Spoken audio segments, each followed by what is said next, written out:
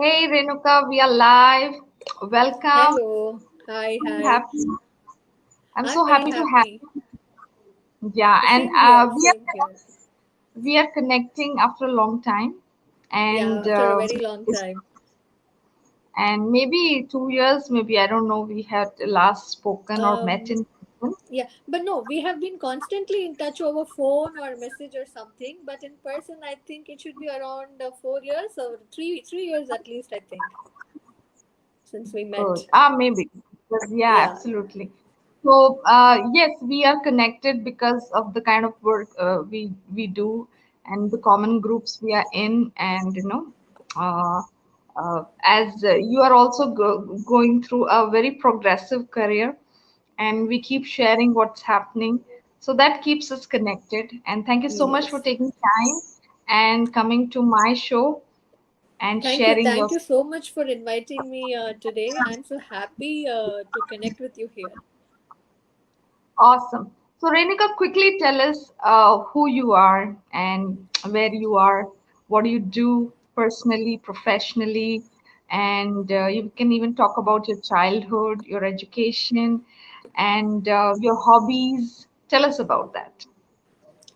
Where do I begin? I think I'm born and brought up in Chennai. I did my schooling with Holy Family Convent. My parents were teachers. They are happily retired now. Like every other kid in India, the 80s kids, I also chose engineering as my career. I did my BTech IT, then went on to do MBA in project management, and as usual the software engineering thing. For I had been in the IT field for around 7 years, and after that I quit to take care of my daughter. I would like to tell something here, like that decision was solely mine. I had taken that decision in a very young age, in an age where I didn't even know what marriage means, what motherhood means, because my mother was a career woman, and I have seen her working from 4 o'clock in the morning till 11 in the night, taking care of the family, preparing for the next day. She was too focused on her career, which meant she had a very little time to spend with the children. Though she was always there around us, we didn't get that quality time to be spent together. So I think I was too naive to take the decision, but I took that, and so I quit from IT, and then I had ample time, lot of leisure time, and that's when I started writing. I was a blogger. Someone who spotted my blog spot and all of that, he gave me an opportunity to write in magazines and newspapers. So that is how first I got my writing opportunity. And from there, I also had an opportunity to head the operations of a online FM. That was a very small tenure, say 1.5 years maybe. But then I realized that I had been investing a lot of time compared to the IT field. So I thought, like, this is not the reason why I quit my job. So I thought, let me start something on my own. So that is when my entrepreneurship journey started. I should say it was in 2015. So then I started Clover Thoughts. I went into an partnership with a Delhi-based publishing house, children publishing house. So I was there for a few years. I think that's when we met in your play school. That was the first time we met for books and all of that. And after that, we branched into writing as a full-time, full-fledged service, and the journey continues. So, what we do in Clover Thoughts is we offer premium writing services. We provide content writing, also all kind of content writing. But the premium service that we offer is we help people in bringing out their book. It's nothing like ghost writing, I should mention, because it's like not giving a title and we give them a book. It's not like that. We go more personal with the client, and we get their inputs, and we help them in bringing out their book. So that is the premium service that we offer. That's awesome. I Yeah. remember meeting you first. I think the love for books, and I Yes. had been, no, I love books have been a very integral part of my life, since No. I don't say, like, there are a lot of, as you mentioned, no, the only two career options we had, especially the generation we belong, is being either medicine or engineering. So that was the Yeah. two categories we had. I So should say, I should say here until my 10th standard, I think I was very confident that I should be taking the biology group in the higher secondary. But I don't know from where I got fascinated with the ability of the computer. And also, I should mention about my teacher, computer science teacher. She was so inspiring, and I started liking computer science, and I branched out from biology into computer science. The two awesome. options I that think we had. your story is very much same to me, because I remember Oh, going to the computer lab and watching these machines, and I was so yeah. like oh, wow, kind of thing, no, something. So that actually pulled me into computer engineering. So though I had a really, what to say, ambitious plan to become a doctor, but then surprisingly, I scored more in maths than in biology. So I thought, Okay. let me use my strength. So, so that's so common. And I remember your entrepreneurial journey started in 2015, and so is mine. I know I quit my corporate job and started to do something, beginning to where discovering what I'm really good at.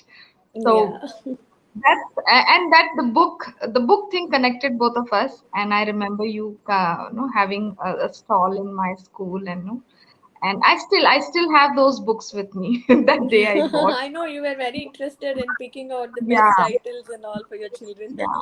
So I Yes. I I still encourage my children, and luckily my children read through all the books I bought for them. Wonderful. So that is the common connection we have. And I am seeing you grow since 2015, and Yeah. that's been an amazing journey. And I want you to share about that, the kind of growth you have seen as a writer, as a blogger, and you have I think released many books so far. Yeah, three And books so far. So one is a collection of short stories that is about stories that about women, inspiring women, and those are all based on real life events. Though not the true story, I have developed the story from the real life events because I had been a columnist with one of the top leading newspapers in Tamil Nadu. So there, I had an opportunity to write column week on week about personal problems. So I understood that most of the women who brought up such stories, they had a few things in common.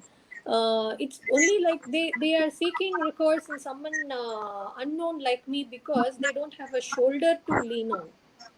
So with that as a theme, I created that book. It's called "It's Going to Be Fine." It's a short story collection. And the second book that I wrote was a collection of articles that I had wrote for Dinamalar. Mhm. So that, and third is again a short story collection in Tamil. Um, and next, my novel is getting ready. That should be soon out by this year. That's awesome. That's awesome. So tell me, I see that you are not just a reader, you are a writer, and you express, and you are actually inviting people to express and share their stories. Because I remember when I first shared my story, I really didn't think it was important to share. But only when I shared, I really saw the impact and the kind of calls I started to get. I was so amazed, like, okay, a story can impact people. And no, though we make it so personal, like, no, it's not so important to share. But I really see that power of sharing, and you taking it as Yeah, something I like believe that everybody has a story to share, and that will definitely inspire someone in some way. We might think that there are people out there who are facing more difficulties and more success. Only their stories matter. No, but what I believe is all our stories matter, all our stories are lovely, all our stories are important, and it is a must that we should pass it on to generations to inspire them, because in one life we will not be able to experience and learn everything out of our own experiences.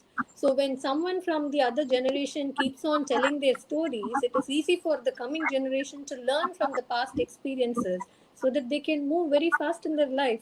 They don't have to commit the same thing again. So I believe in that. And Absolutely. your story, I remember reading it, a very inspiring one, I should say. Yeah. So yes, that made me really bring it to as a book and release it. In fact, at least for my children to know, like how things had been, and they may have a similar or a different challenge, but Yeah. human issues remain same.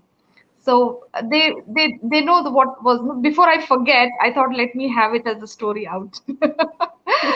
So that's so amazing. So tell me, Renuka, what is that leadership ability you have, and you think you nurtured from childhood, and that's been the source of success? Because I believe that we are all born leaders, Yeah. and it's just that we need to acknowledge this ability as early as possible. Yeah, I would say, as you said, leadership qualities. We do get see some are born with leadership qualities, and some acquire it during their journey. See, when there are situations that when situation present itself in front of you, and you are in a situation to handle it, you would definitely step up, and then during over the course you will learn and correct yourself in your leadership quality. That is what I think. If I had to recollect from my childhood days, I think I was in grade 8, grade 8, 7 or 8, I think. So that is when my class teacher made me the class monitor. So I should say the earliest memory that I have on leadership is that it was not post or something which I competed. It was like given to me. I don't know what is. I thought like she had some kind of trust, or she has seen some ability in me. She thought I would do justice to that role. So I felt very good when I took up that. And I think leadership is something like taking up the responsibility, keeping up the trust of your subordinates, and helping them to grow along with you. That is what is leadership, I think. And if I have to say how I developed my leadership skills, I have been a continuous learner. I should say that I acquired from my father. He had this thing with him where I had seen him learn something or the other continuously throughout his years. So I think I got that from him. So I had been trying to develop my skill through various courses, leadership courses. Like you also know that I had been into this landmark forum, and more of this Havekar, Success Gyan, skills Gurukul, lot of business mentorship programs and all. So continuous learning is also another thing that one should do to develop their leadership skill. Yeah, exactly. And I think as when we became entrepreneurs, we really realized the fact that we need to invest in developing our abilities. And I remember this conversation with my manager. No, when before even I decided to quit my job, she once asked me like, no, where do you see yourself after 5 years?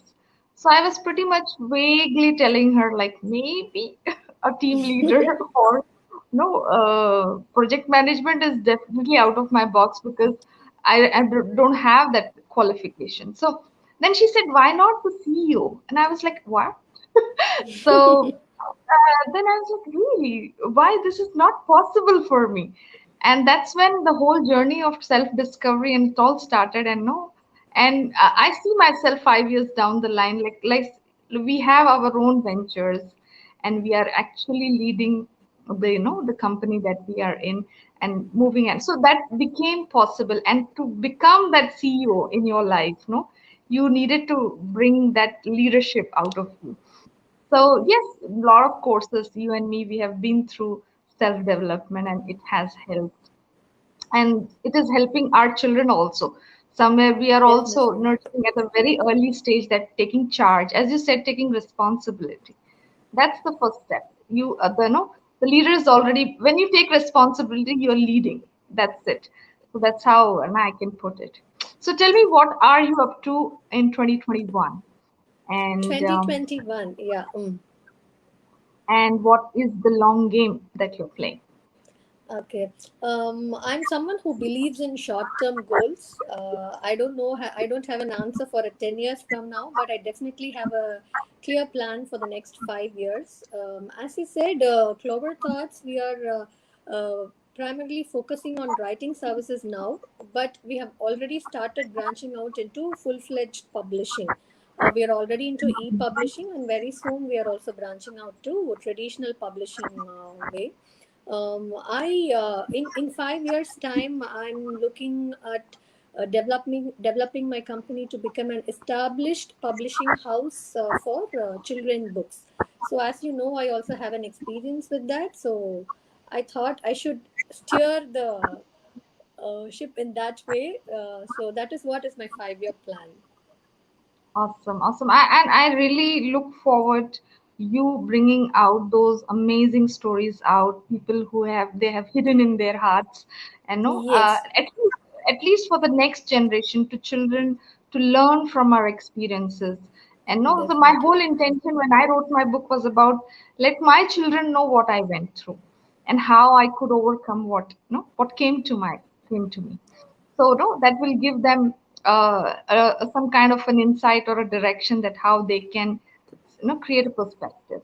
Yeah, And I so want I to just bring. don't want to stop with that, but I'm also on a mission to document soulful stories around the globe across boundaries, because not just passing it on to our own children, but I see now with this improvement in this technology and the online schools, and now I think children are more. It's all like a global village where our children are. uh, So it is very, I think it is necessary to know about the cross culture and all of that. So that is what I'm looking into doing, like to do document all soulful stories that would help cross culture bonding and Absolutely. all of that.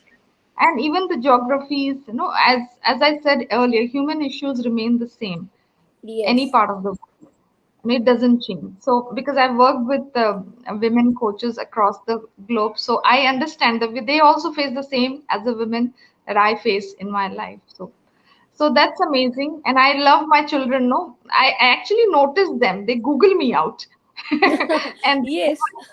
Children does that, children does that. Even when I told my told my daughter that today I'm going on a live show with Ranjani Sanjay, and she said, "What, they're interviewing you? Are you that famous?" No, so I said, "No, she's a good friend of mine, and I think it's going to be more kind of a chat that is available for everybody to see." So they are all yeah, watching us, what we do. They are keenly observing. She kind of imitates whatever I do. So I think it is, we are like no more responsible, and rather than teaching them about the leadership skills, I think we have to show them what we are doing. absolutely, absolutely. Because I just noticed them. They were watching me, and no, they're in fact more interested in the testimonials, what people are talking about me, and they come and tell me that mom. And so I don't have the words because it's all out there. No, it's all in the public domain, and how they are taking that information, and no, so that makes me responsible that I need to be responsible and yes, demonstrate what you want Yeah, them to be. Show them how it show has to them. be done. Yes, absolutely. So tell me, Renuka, how can we connect with you? Someone is watching this interview and they want to connect you. How Yes, best they should be? for any professional related getting our writing services or web development or anything like that, they can contact us through our web page. It's www.cloverthoughts.org, or they can mail us at mail@cloverthoughts.org. For readers who read my books, if they want to share their feedback, they can connect with me through Facebook or Instagram. I'm available at author.renuka. Awesome.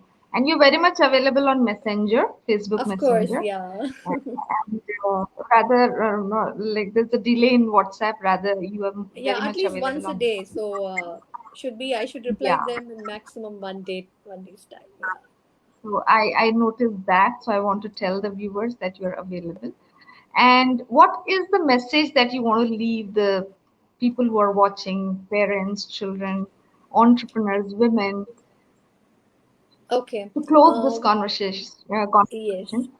Tell me about that. What I think is, see, everybody, right from the moment we are born, we are always looking at how to develop ourselves, how to go to the next stage, and all of that.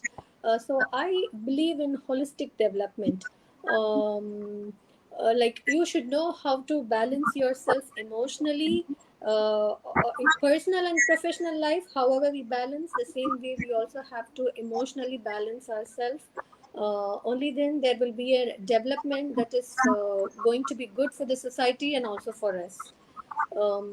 I would like to tell the parents and the children to work hand in hand, not to boss around the children or like children moving away from the parents and all that. There should be a happy environment for the children to grow, to be friendly with them, to be transparent with them. So, only when the parents are going to be very transparent about their lives, the children will do the same when they grow up. We all know when our kids are growing towards the teen and all that, we are already afraid of what kind of thing they would bring to us. So, if we have to easily pass through that phase and all of that, I think there should be a transparent system in the family where each one is available to one another to talk, to share, and create a happy space. So I think when the family is happy, the society is going to be happy. So start from small and we can achieve greater things, is what is my opinion, and I wanted to share with who are seeing it. Awesome, awesome. When I remember someone shared in this interview series, like it's better to be an open book, you Yeah, know. We all have the good times, the bad times, the ugly ones also, where we of fall, course. we fail, we lose control, and children have, they watch us through, and let that be open. It's not like, we are the perfect people and we are, grooming them to be perfect. It's not like that. It's to be human and acknowledge your flaws, and it's the acceptance at both levels, at a human level, and that allows us to Okay. be real. That is more important, and that actually establishes love in relationships, that you are so real and authentic. So thank you, Renika, for this wonderful message and the lovely work that you're doing. I'm so inspired, and I look forward you coming with more stories, your own work, plus the people that who can have the opportunity to share through you. Lovely. Thank you so much, Rajni. Nice catching up with you after a very long time. You are also someone who inspire everyone around. I'm happy that I'm connected with you. My best wishes for your upcoming projects too. Thank you, dear. Thank you. Thank you. Take care Thank you very much. and bye bye. Take care. Bye bye.